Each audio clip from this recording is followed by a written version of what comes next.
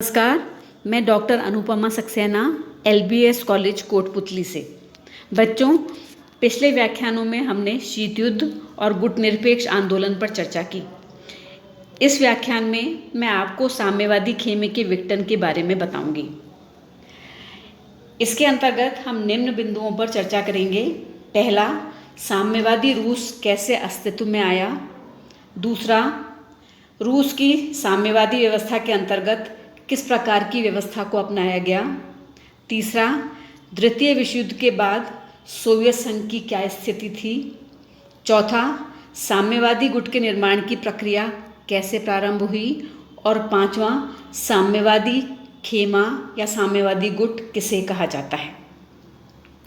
Samajwadi Soviet गणराज्य, जिसे USSR भी कहा जाता है, रूस में हुई 1917 की समाजवादी क्रांति के बाद अस्तित्व में आया।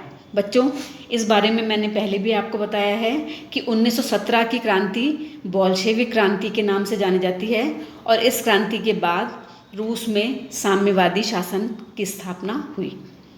यह क्रांति पूंजीवादी व्यवस्था के विरोध में हुई थी तथा समाजवाद के आदर्शों और समतामूलक समाज की ज़रूरत से प्रेरित थी। यह मानव इतिहास में निजी संपत्ति की संस्था को समाप्त करने और समाज को समानता के सिद्धांत पर सचेत रूप से रचने की सबसे बड़ी कोशिश मानी जा सकती है। ऐसा करने में सोवियत प्रणाली के निर्माताओं ने राज्य और दल की संस्था को प्राथमिक महत्व दिया। सोवियत राजनीतिक प्रणाली की धुरी कम्युनिस्ट पार्टी या साम्यवादी दल था। यहाँ की अर्थव्यवस्था योजनाबद्ध थी और वह राज्य के नियंत्रण में थी।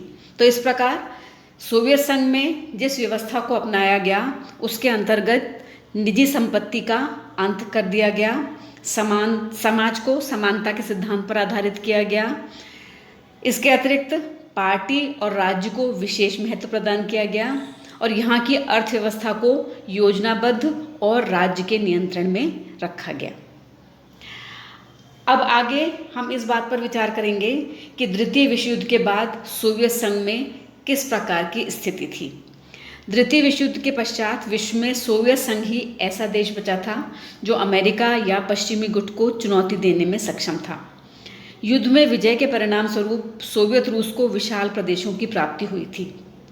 अनेक पड़ोसी देशों पर उसकी राजनीतिक, आर्थिक और सैनिक नीतियों का प्रभाव पड़ा था। पश्चिम और पूर्व में उसके दो बड़े शत्रु जर्मनी और जापान नष्टप्राय हो गए थे। तो ये थी स्थिति सोवियत रूस की द्वितीय विश्व युद्ध के बाद। द्वितीय विश्व युद्ध के बाद सोवियत संघ के नेतृत्व में साम्यवादी गुट के निर्माण की प्रक्रिया आरंभ हुई, जिसमें एक एक करके पूर्वी यूरोप के राज्यों को साम्यवादी शासन के सांचे में ढाला गया। पूर्वी यूरोप से अभिप्राय सामान्यतः उस क्षेत्र से है जो उत्तर में स्टेटिन से लेकर दक्षिण में ट्रीस्टे तक फैला हुआ है। इस क्षेत्र के सीमांत फिनलैंड और सोवियत संघ और तुर्की के सीमांतों से मिलते हैं।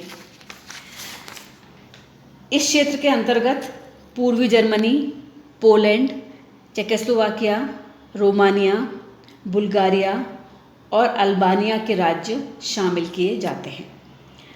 पूर्वी यूरोप के देशों को साधारणतया सोवियत संघ के पिछलग्गू देशों के नाम से जाना जाता था या इन्हें सोवियत संघ का सैटेलाइट कहा जाता था। द्वितीय महायुद्ध के बाद इन देशों में साम्यवादी शासन की स्थापना में सोवियत संघ ने उल्लेखनीय सहायता दी। पूर्वी यूरोप के सभी देशों को उन्होंने ही जर्मनी की दास्तां से मुक्ति दिलाई। इन देशों की साम्यवादी पार्टियों ने ही जर्मनी के विरुद्ध लड़े जाने वाले छापामार संघर्षों का नेतृत्व किया था। पूर्वी यूरोप के देशों को ही साम्यवादी खेमे के देश या दूसरी दुनिया कहा जाता है। इस खेमे का नेता पूर्व सोवियत संघ था। 1955 में इस देशों को वार्सा पैक्ट के अंग के रूप में एक सुदृढ़ साम्यवादी गुट के रूप में अवतरित होने का अवसर प्राप्त हुआ।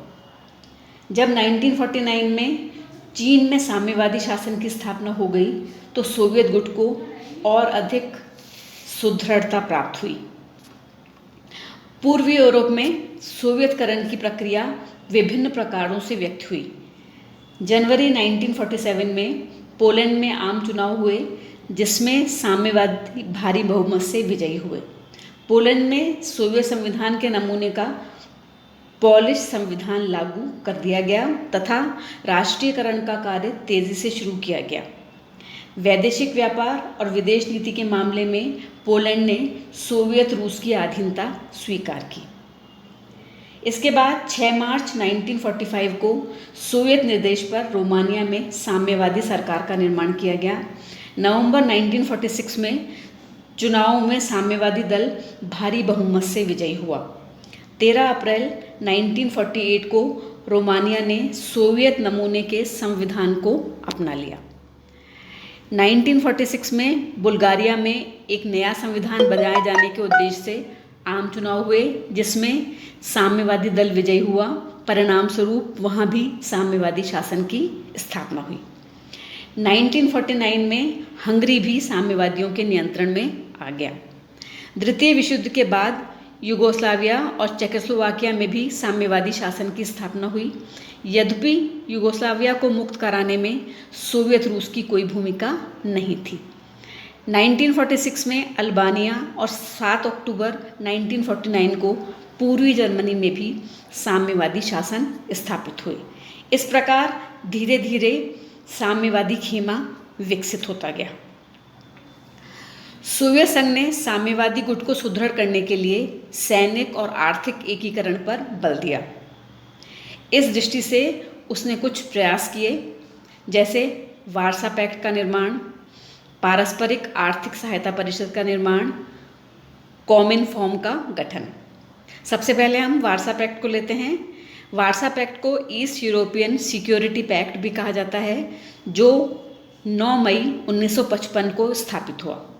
इसके सदस्य देशों में अल्बानिया, बुल्गारिया, चेकोस्लोवाकिया, पूर्वी जर्मनी, हंगरी, पोलैंड तथा रोमानिया थे। इसके बाद पारस्परिक आर्थिक सहायता परिषद का निर्माण हुआ, जिसे council for mutual economic assistance भी कहा जाता है।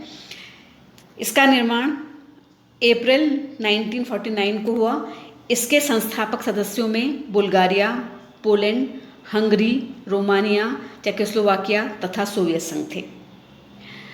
कॉमिनफॉर्म या कम्युनिस्ट इंफॉर्मेशन ब्यूरो की स्थापना के लिए सितंबर 1947 में सोवियत संघ, Bulgaria, Hungary, Romania, Poland, Czechoslovakia, France और इटली के साम्यवादी दलों के प्रतिनिधि पोलैंड की राजधानी वार्सा में एकत्रित हुए और बेलग्रेड में साम्यवादी सूचना कार्यालय खोलने का निश्चय किया। कॉमिनफॉर्म का उद्देश्य यूरोप में सामान्य साम्यवादी नीतियों को क्रियान्वित तथा समायोजित करना था। पूर्वी यूरोप के सभी देश संयुक्त राष्ट्र की महासभा में एकजुट होकर मतदान करते। सुरक्षा परिषद में सोवियत संघ बार बार वीटो का प्रयोग करने लगा। सोवियत संघ और पूर्वी यूरोप के सम्मिलन से बने साम्यवादी खेमे ने द्वितीय विश्व युद्ध के बाद की राजनीति को व्यापक रूप से प्रभावित किया। इस व्याख्यान में बच्चों मैं आपको इतना ही बताऊंगी। अगले व्याख्यान में मैं इस बात की चर्चा करूंगी कि साम्यवादी खेमे के विघटन के क्या कारण थे। धन्यवाद।